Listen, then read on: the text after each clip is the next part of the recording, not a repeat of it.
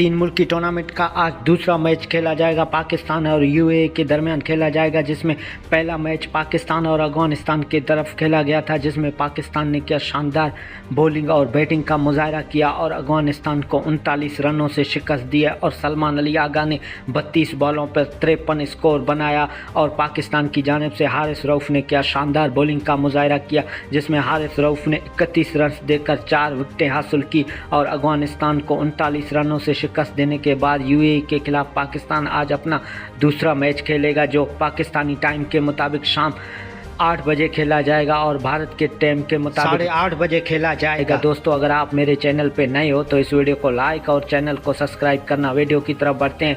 पाकिस्तान और यूएई के दरमियान सलमान अली आगा का कहना है कि हम यूएई को कमज़ोर नहीं समझते और क्योंकि वो भी खेलने आया है और वो भी हमें टफ़ टाइम दे सकता है। यूएई के खिलाफ पाकिस्तान के टीम में एक तब्दीली का इम्कान है। फ़हीम अशरफ की जगह पे खुशदिल शाह खेलते हुए नज़र आएंगे। दोस्तों, क्या ख्याल है, पाकिस्तान यूएई को आसानी से शिकस्त देगा या नहीं, या यूएई टफ़ टाइम देगा पाकिस्तान?